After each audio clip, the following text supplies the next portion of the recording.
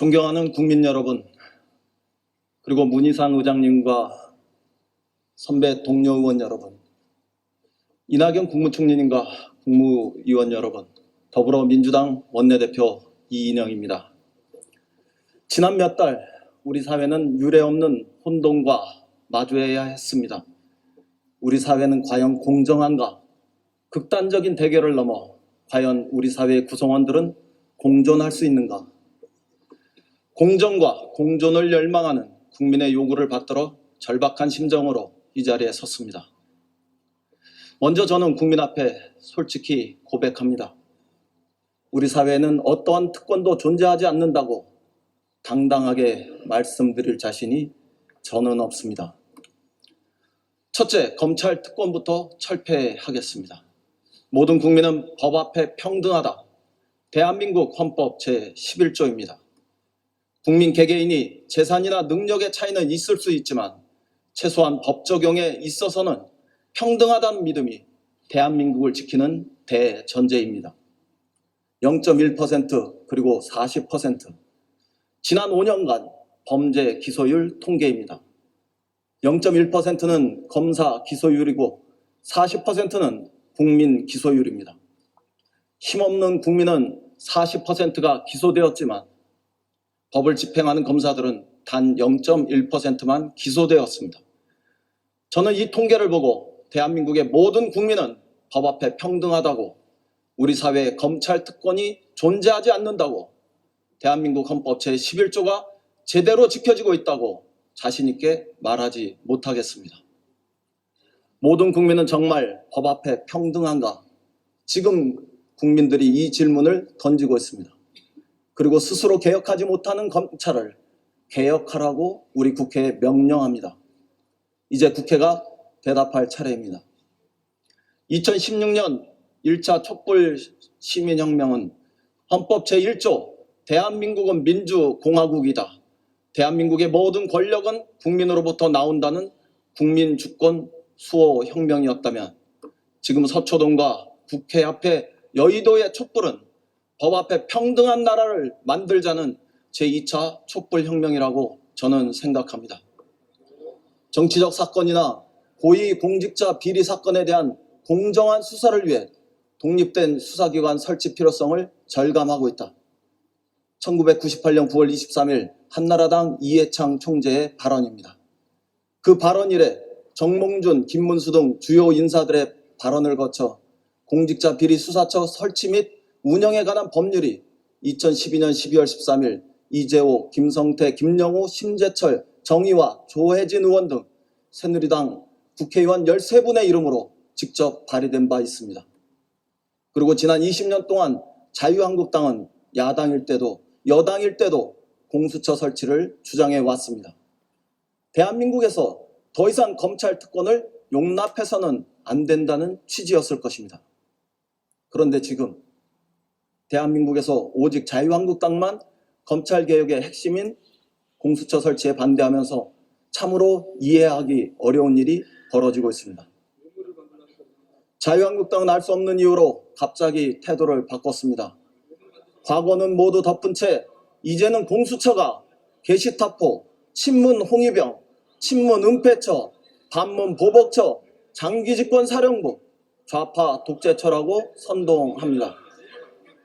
그러나 공수처는 공수처일 뿐입니다. 공정한 수사처입니다.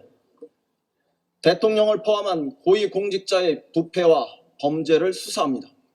게다가 공수처장은 추천위원 7명 가운데 6명이 동의해야 하고 야당 추천 몫인 2명이 반대하면 공수처장은 추천조차 할 수 없는 철저히 정치 중립적으로 설계된 공권력 집행기관입니다.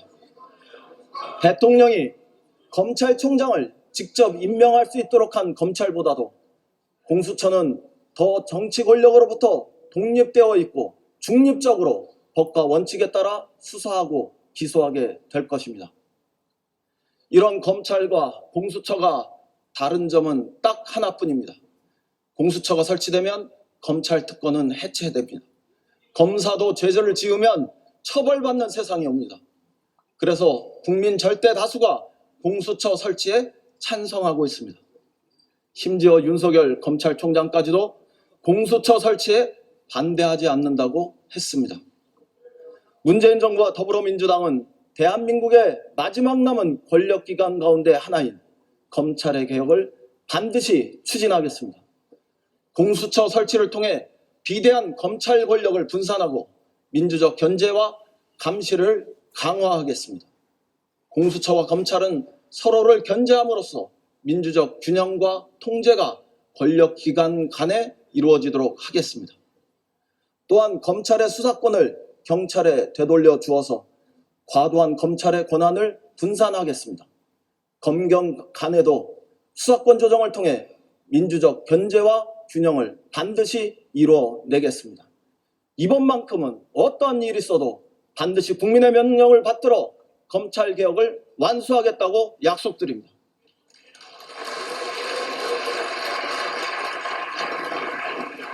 둘째, 선거제도를 전면 개혁하겠습니다. 선거제도는 국민의 뜻, 민의를 정확하게 반영해야 합니다. 그러나 지금 우리의 선거제도는 정당에 대한 지지도를 있는 그대로 의석으로 담아내지 못하는 한계를 안고 있습니다. 거대한 정당에 대한 지지는 과대 반영되고 소수 정당에 대한 지지는 과소 반영되고 있다는 지적입니다. 민심 그대로 비례성과 대표성을 강화해 주권자인 국민의 의지를 더 정확하게 반영하는 방향으로 개선해야 합니다. 지난 4월 우리 당은 야3당과 함께 진화된 비례대표 제도를 도입해 민의를 있는 그대로 반영하는 새로운 선거제도를 제안한 바 있습니다. 민주당이 크게 손해를 보더라도 좀 더 발전한 선거제도를 만들기로 결단했습니다. 그러나 6달이 지난 지금 국회에서는 제대로 논의조차 하지 못했습니다. 자유한국당의 한결같은 외면과 어깃장 때문이었습니다. 비례대표제를 폐지하고 국회의원을 전부 소선거구제로 선출하자는 자유한국당의 무책임한 당론은 이제 변경되고 철회되어야 합니다. 지역주의와 기득권에 집착한다는 의혹도 이 기회에 불식해야 합니다. 지금이라도 연동형 비례대표제를 포함한 선거제도 개혁의 전향적인 모습을 결단해 주실 것을 요청합니다. 아울러 바른미래당, 정의당, 민주평화당 그리고 대한신당 추진그룹에게도 요청합니다. 6개월 전 패스트트랙 공조에 임했던 우리 당의 의지는 여전히 한결같고 분명하다는 점을 전합니다. 그렇지만 우리는 선거법과 관련해 자유한국당과 반드시 협상할 수 있어야 하고 합의할 수 있어야 합니다. 우리의 결단 이전에 그러한 노력 또한 저는 반드시 소중하다고 생각합니다. 때가 되면 더욱더 단단해진 공존과 협치로 검찰 개혁과 선거제도 개혁을 함께 완수합시다. 선관위의 시계는 12월 17일 예비후보 등록일까지 우리 국회에게 투명한 정치 일정을 정치권이 마련해야 한다고 재촉하고 있습니다. 승자 독식의 정치 문화를 개선하여 정쟁의 국회를 공존과 민생의 국회로, 대결의 국회를 협치의 국회로 바꾸는 선거제도 개혁의 물꼬를 함께 터나갈 수 있기를 희망합니다.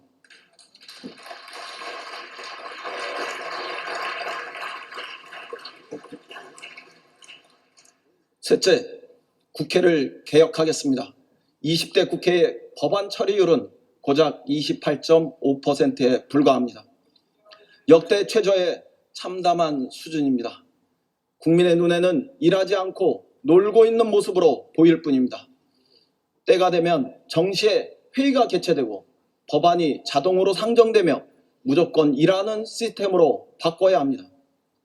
신속 처리의 안건의 처리 기간도 대폭 단축하고 법사위가 사실상 상원구실을 하는 잘못된 월권도 이제 끝내야 합니다.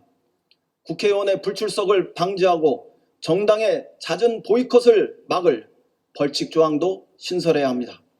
국민이 직접 법안을 요건을 갖춰 제안하면 반드시 심사하고 논의할 수 있도록 국민 참여형 입법제도의 문도 개방할 수 있어야 합니다. 국민 소환제 도입과 국회의원 윤리 강화 방안을 마련하라는 우리 국민의 요구에 우리는 시급히 대답해야 합니다. 이런 국회 혁신이 대한민국의 경쟁력을 높이는 지름길입니다. 더 이상 식물국회, 일하지 않는 국회라는 오명을 반복적으로 뒤집어 써서는 안 됩니다. 누가 여당이 되고 누가 야당이 되고 하는 것이 중요한 문제가 아닙니다. 국가 경쟁력을 높이고 국민의 신뢰를 받는 국회를 만들기 위해 국회 개혁을 더 이상 미룰 수는 없습니다. 또한 인사청문회도 그 제도를 전면적으로 혁신할 때가 되었습니다. 많은 국민들은 후보는 실종된 채 가족청문회가 되고 정책과 능력 검증은 사라진 채 수많은 의혹만이 부풀려지고 신상이 털려나가는 이런 비인간적이고 비인격적이고 비인권적이고 비인도적인 청문회는 더 이상 안 된다고 말씀하십니다. 저는 인사청문회를 정책과 능력 검증 중심으로 개선하기 위해 비공개 사전 검증과 공개 정책 검증의 두 단계로 나눠 청문회를 열 것을 제안합니다. 사전 검증에서 도덕성에 대해 2중, 3중으로 철저하게 검증한다면 인권 침해 시비는 현저하게 사라질 것입니다. 인사청문회의 실효성을 확보하기 위해 제도 개선을 위한 폭넓은 논의를 함께 시작합시다. 우리 국회를 바라보는 국민의 시선이 따갑습니다. 우리 사회가 전진하는데 국회만이 걸림돌이 되고 있다는 지적도 많습니다. 이런 점에서 지난 4월 패스트트랙 추진 시 국회를 폭력과 탈법의 장으로 전락시킨 것은 돌아볼수록 참으로 유감스럽습니다. 국회의원 불체포 특권의 벽에 숨어 셀프 변론과 수사 거부로 임할 것이 아니라 검찰 수사에 응하는 것 또한 국회 특권 폐지의 첫걸음일 수 있다는 점에서 우리 당은 당당히 수사에 협조했습니다. 자유한국당이 그 반대로 진정 그 일로 공천에 가산점을 주고 표창장과 포상금을 줄 일이었는지 우리 국민은 매우 의아해하고 있습니다. 마지막으로 어떤 경우에도 우리의 민주주의를 위협하는 군의 정치적 개입은 있어서는 안 된다는 점을 말씀드립니다. 얼마 전 폭로된 박근혜 정권 말기의 계엄령 문건이 사실이라면 이는 우리 민주주의에 대한 돌이킬 수 없는 중대한 도전이자 위협이 아닐 수 없습니다. 정부는 2017년 2월 문건과 관련된 실체적 진실 여부를 조속히 밝혀주시기 바랍니다. 특히 검찰은 중단된 수사를 재개하고 철저히 진상을 규명해야 합니다.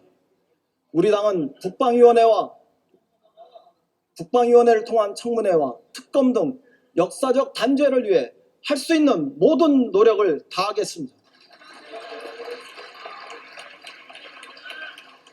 존경하는 국민 여러분, 문희상 국회의장님과 선후배 동료 의원 여러분, 이낙연 국무총리님과 국무위원 여러분, 지난 4년을 돌아보면서 우리 20대 국회가 민생 국회로서 본연의 임무에 충실했는지 두려운 심정입니다. 우리는 민생 본위의 국회를 21대에 다시 만들 수 있는 그 씨앗만큼은 남길 수 있는지 정말 마지막 기회라는 절박한 심정으로 호소합니다. 지금 이 시간 민생이냐 정쟁이냐 우리 국민은 우리를 향해 준엄하게 묻고 있습니다. 저와 더불어민주당은 아무런 조건 없이 전제 없이 민생을 최우선하겠다는 말씀을 올립니다.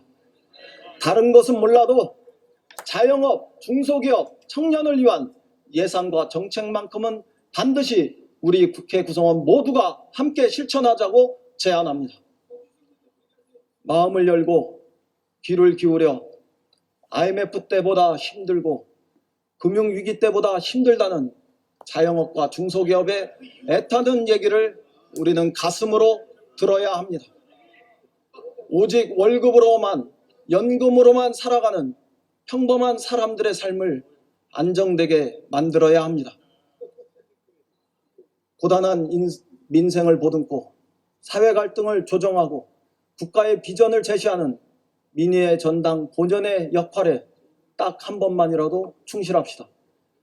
20대 국회를 정말 이렇게 끝내지 않으려면 여야가 남은 국회의 시간을 대타협과 대공존의 정치 시간으로 만들 수 있어야 합니다. 그렇게 해서 국민 여망에 부응해야 합니다.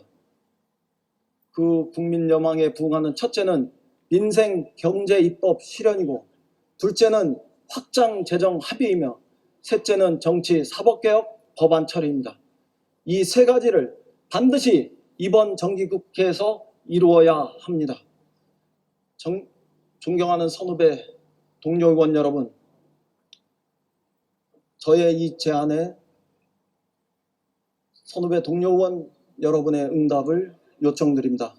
긴 시간 경청해 주셔서 감사합니다. 국민 여러분 고맙습니다.